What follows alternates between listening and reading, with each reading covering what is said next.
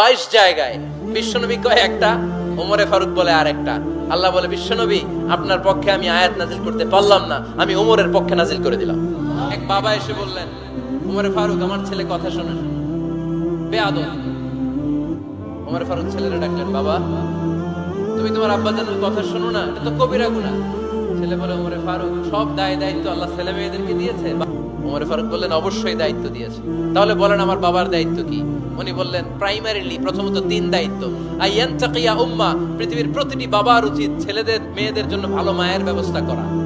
2 নম্বরে আইয়ুহসিনা ইসমা, সুন্দর তার একটা নাম রেখে দেয়া। 3 নাম্বার ইউআল্লিমাহুল কিতাব, তার আল্লাহর কিতাব শিক্ষা দেওয়া। এবার ছেলেকে আমার আব্বা 3টার একটাও করে নাই।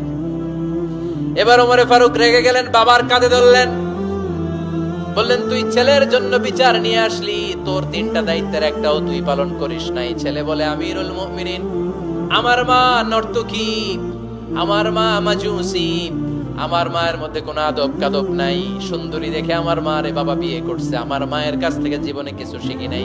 2 নাম্বার সাম্মানি খানফাসা, আমার বাবা আমার নাম রেখেছে চামচিকা। কি নাম রাখছে? এটার নাম হইলো একটা, এরকম উল্টাপাল্টা নাম আছে না? নাই না, এগুলো রাখবেন না। আব্দুল্লাহ রাখবেন, আব্দুর রহমান রাখবেন। আর একটা কি বলছি আজকে? হুজাইফা রেখে দিয়েন, পারবেন? ওয়ালাম ইউআল্লিমনি হারফাম মিন কিতাবিল্লাহ আমিরুল মুমিনিন। শুধু তাই না, আল্লাহর কোরআনের একটা অক্ষর আমার বাবা কোনোদিন আমারে শিক্ষা দেয় নাই। ওমর ফারুক রেগে গেলেন, এবার বাপের কান্দে দইরা মারতে শুরু করলেন। তুই পোলার নামে বিচার নিয়ে আইছিস, তোরে মার দিমু আগে। এরকম নেতার দরকার আছে না নাই? মদিনায় এক লোক তার বউরে রাগের চোটে 100 তালাক দিয়ে ফেলছে। কয় তালাক দেয়ার নিয়ম কয়টা? দিছে কয়টা? এবার স্ত্রী কাঁদতে কাঁদতে এসে বলে, আমিরুল মুমিনিন দেখেন, আমার স্বামী আমারে রেগে মেগে 100 তালাক দিছে। ওমর ফারুক বললেন, দইরা নিয়ে এটা নিয়ে আসা হলো। ওমর ফারুক বললেন, কয়টা তালাক দিয়েছো? কয় 100টা। কেন দিছো? কয় মাথা গরম আছিল। এরকম আছে না? তালাক দেওয়ার সময় সব তালাক, তুই তালাক, তোর মা তালাক, তোর বোন তালাক, সব তালাক। তালাক দিবে ওয়াইফ রে, দিতেছে সবাই রে। ওমর ফারুক বললেন, দিবে 3টা, 100টা দিলা কেন? কয় মেজাজ গরম ছিল। কয় দাঁড়া, আত-তালাকু মিন শাআইরিল্লাহ, তালাক হচ্ছে আল্লাহর দেয়া বিধানের একটা নিদর্শন। এটা নিয়ে তুই খামখেয়ালি করলি? আমার রায় শোন, আমার রায় হচ্ছে 3 তালাকে তোর বউ তালাক, বাকি 97 তালাক তোর পিঠের উপরে পড়বে। এরকম বিচারের দরকার আছে না নাই? এরকম দৃষ্টান্তমূলক বিচার যদি বাংলার জমিনে দেয়া হতো, আর কোন নারী ধর্ষিতা হতো? আর কোন নারীকে অ্যাসিড মারা হতো? আর কোন নারী যৌতুকের জন্য কান্না করত? একটা অমল লাগবে, বেশি না। কয়টা লাগবে? তিনি গভর্নর সিস্টেম চালু করেছিলেন, governor system, Islamic state. Bahrain, ইয়ামান, মিসর, কুফা, বসরা, মক্কা, মদিনা, এই 7 জায়গায় 7 জন গভর্নর পাঠিয়েছেন। তাদের থেকে তথ্য নিতেন। এই গভর্নর সিস্টেম উনি বানিয়েছেন। সাইয়েদনা আমর ইবনে আল-আস রাদিয়াল্লাহু তাআলা আনহুকে পাঠিয়েছেন মিশরে। মিশরে একটা দৌড় প্রতিযোগিতা হতো। ওই দৌড় প্রতিযোগিতায় আমর ইবনে আল-আস রাদিয়াল্লাহু তাআলা আনহুর ছেলে অংশগ্রহণ করেছে, কিন্তু এক মিশরি ওই দৌড় প্রতিযোগিতায় চ্যাম্পিয়ন হয়ে গেছে। রানার্স আপ হয়েছে আমর ইবনে আল-আসের ছেলে। এবার মিশরি ফার্স্ট আর গভর্নরের ছেলে সেকেন্ড। রাগের চোটে আমর ইবনে আল-আসের ছেলে ওই মিশরির মাথার মধ্যে কয়েকটা বাড়ি মেরেছে। মিশরি বলে, আমার মাল্লা কেন? তুমি খেলায় পারো না, আমারে মাল্লা কেন? কয়, আনা ইবনুল আকরামিন, আমি গভর্নরের পোলা, আমি যা বলবো এটাই হবে, আমার উপরে কথা নাই। মিশরি ওইখানে আর ঝগড়া বাঁধায় নাই, মনে দুঃখ নিয়ে মদিনায় চলে আসলেন। এসে বললেন, আমিরুল মুমিনিন, আপনি আমর ইবনে আল-আস রাদিয়াল্লাহু তাআলা আনহুকে মিশরের গভর্নর বানিয়ে পাঠিয়েছেন।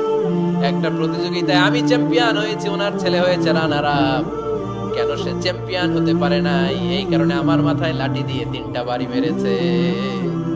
বিচারটা দিছে কার দরবারে? কথা বুঝেন নাই বোধহয়?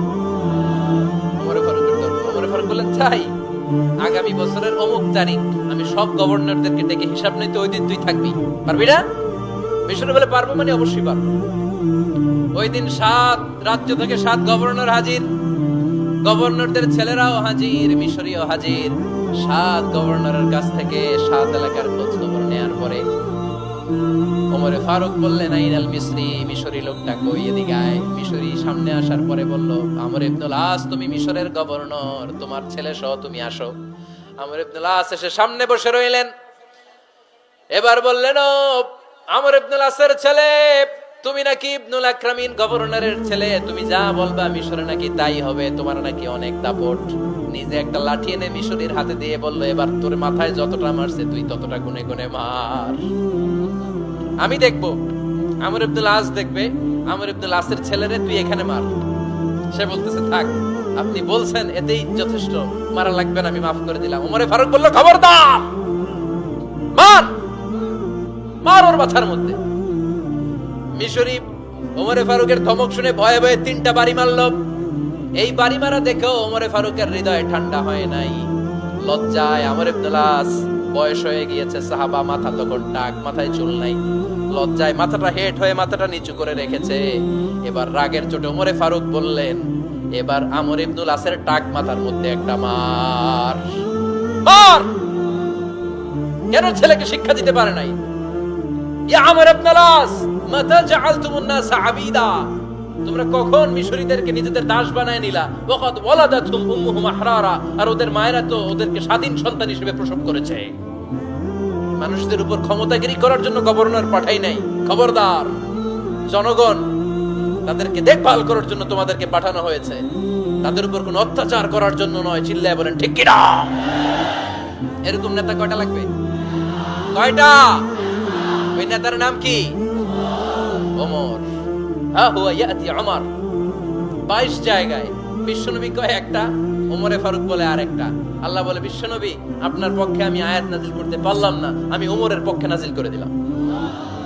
বিশ্বনবী বলতেন, ইন্না লিকুল্লি উম্মাতিন মুহাদ্দাস, সব উম্মতের মধ্যে, সব নবীদের উম্মতের মধ্য থেকে একজন করে আল্লাহ তাকে মুহাদ্দিস বানাতো। মুহাদ্দিস না, মুহাদ্দাস। মুহাদ্দাস মানে এমন লোক যিনি যা ভাবতো ওই ভাবনাটাই আল্লাহ আয়াত হিসেবে নাজিল করে দিতেন। বিশ্বনবী বলেন, আমার উম্মতের মধ্যে মুহাদ্দাস হচ্ছে সাইয়েদনা ওমর।